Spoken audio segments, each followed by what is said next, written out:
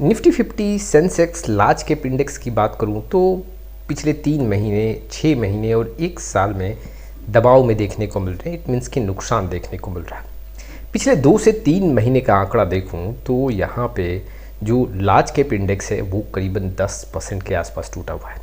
अगर मैं small cap और मिड कैप का इंडेक्स देखूं तो वहाँ पे गिरावट पिछले 3 महीने में उतना नहीं देखने को मिला। अगर देखा जाए वो पॉजिटिव में देखने को मिल रहा है पिछले अगर 3 मंथ का आंकड़ा देखें।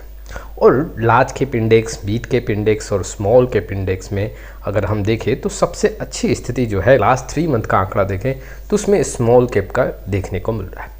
आज के वीडियो में हम जानेंगे कि क्या लार्ज कैप में जो ये दबाव है मिड कैप और स्मॉल कैप से ज़्यादा ये क्यों देखने को मिल रहा है, और उसके साथ ही साथ हम ये भी समझेंगे कि यहाँ पे म्यूचुअल फंड इन्वेस्टर को क्या करना चाहिए ऐसे स्थिति में। चलिए शुरुआत करते हैं। लेकिन आप में से बहुत ऐसे इन्वेस्टर हैं जिनको पोर्टफोलियो रिव्यू और डिज़ाइन को लेकर प्रॉब्लम है। डिस्क्रिप्शन बॉक्स में आई डिटेल चेक करें और व्हाट्सअप नंबर के थ्रू हमारे साथ जुड़ सकते हैं। सबसे पहले मैंने जो आपके सामने यहाँ पे इन्फॉर्मेशन शेयर किया उसका पूरा डेटा मैं रख दूँ। देखो निफ्टी 50 की बात करूँ तो यहाँ पे अगर आप नोट करोगे तो 9 फरवरी से लेके 5 जून तक करीबन 9 से 10% गिरा हुआ है। ठीक वैसे अगर आप देखोगे पिछले 3 मंथ का तो स्मॉल कैप 250 जो है वो 11% चढ़ा हुआ है। इट मीन्स कि पॉजिटिव आंकड़ों के साथ देखने को मिल रहा है। वहीं पे निफ्टी मिड कैप 150 की बात करूं तो यहाँ भी करीबन 5% पॉजिटिव आंकड़ा देखने को मिल रहा है और ये पिछले 3 मंथ का आंकड़ा है। ठीक वैसे ही अगर लार्ज कैप इंडेक्स का आंकड़ा देखोगे तो वहाँ पे नुकसान का स्थिति ज़्यादा देखने को मिल रहा है।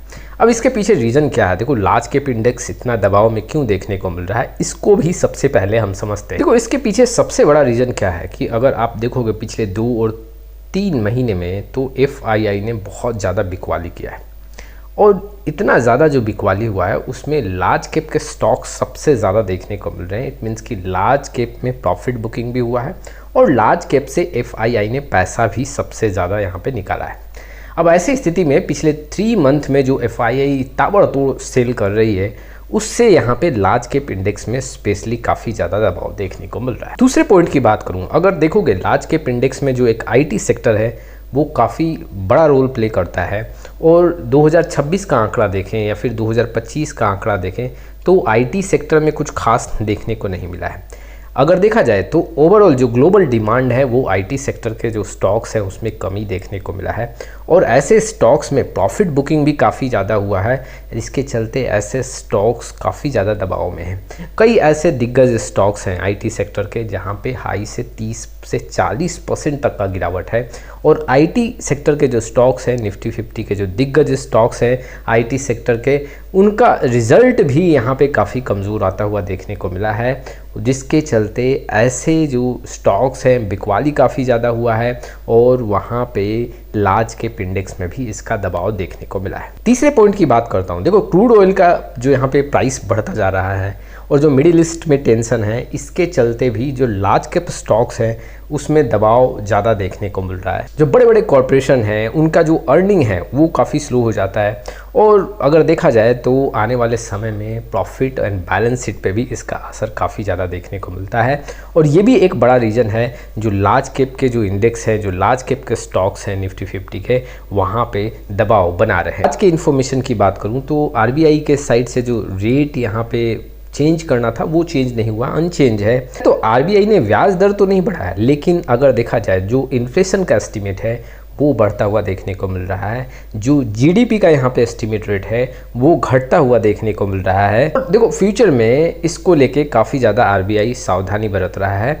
अब इससे ये भी संकेत देखने को मिलता है कि वाकई में यहाँ पे दबाव तो है मार्केट में और उसका सबसे बड़ा असर जी हाँ NBFC और बैंकिंग सेक्टर के स्टॉक्स पे देखने को मिला। और ये भी रीज़न है। देखो अगर देखा जाए तो पिछले 1 साल 1.5 साल में अगर लार्ज कैप इंडेक्स चला भी है तो उसके पीछे सबसे बड़ा जो रीज़न है वो बैंकिंग और फिनेंशियल सेक्टर के स्टॉक्स हैं। अब आज की स्थिति में देखोगे तो ये सेक्टर भी काफ़ी धीमी गति से मूव कर रहा है और गिरावट काफ़ी ज़्यादा देखने को मिल रहा है। उसका असर भी है कि लार्ज कैप इंडेक्स यहाँ पे चढ़ता हुआ नज़र नहीं आ रहा है। इसके साथ ही साथ जो रुपया है वो भी कमज़ोर हो रहा है और ये भी जो है लार्ज कैप के स्टॉक्स पे सबसे ज़्यादा असर डालता है। लेकिन इन्वेस्टर कई बार यहाँ क्वेरी जनरेट कर रहे हैं कि अगर लार्ज कैप इंडेक्स में दबाव बन रहा है तो क्या इसमें कोई प्रॉब्लम है या कोई डरने की बात है। देखो ऐसा नहीं है, कोई डरने की बात नहीं है। म्यूचुअल फंड इन्वेस्टर को नहीं डरना चाहिए, अपने इन्वेस्टमेंट को कंटिन्यू करना चाहिए।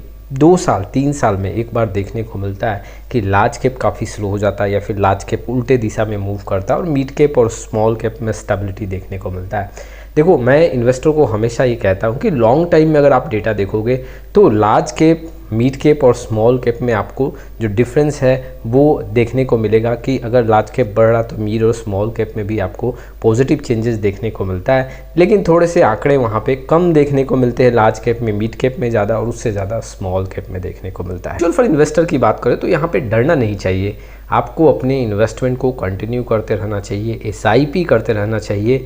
जी हाँ, एसआईपी में कोई रोक नहीं लगाना चाहिए। लेकिन जो इन्वेस्टर काफ़ी कंजर्वेटिव होकर इन्वेस्टमेंट करते हैं, जो लार्ज कैप, जो फ्लेक्सी कैप को फोकस करते हैं, मैं उनको एडवाइस करूँगा कि अभी जो स्थिति है लार्ज कैप काफ़ी स्लो है, लार्ज कैप में गिरावट देखने को मिल रहा है। आप लार्ज कैप के फंड में यहाँ पे अपना कुछ एलोकेशन इंक्रीज़ कर सकते हो। अगर काफ़ी ज़्यादा यहाँ पे कंजर्वेटिव होके जाना चाहते हो तो अपना यहाँ पे कुछ लमसम कर सकते हो।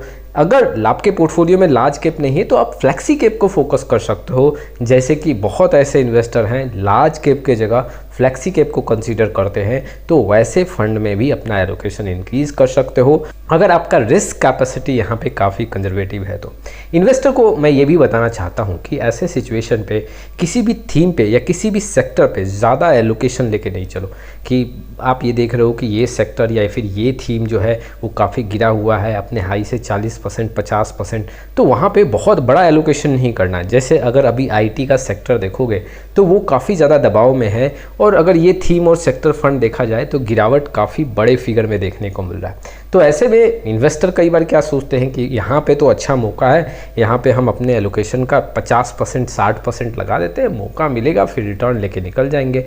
ऐसा गलती नहीं करना। जी हाँ, डाइवर्सिफिकेशन के साथ चलना है, आगे और गिरावट हो सकता है। ये तो सिर्फ संकेत है, मैं आपको डरा नहीं रहा हूँ, मैं सतर्क कर रहा हूँ कि कैसे आपको अपने म्यूचुअल फंड पोर्टफोलियो को स्ट्रॉन्ग बनाना है और लॉन्ग टाइम में एक अच्छा रिटर्न अचीव करना है।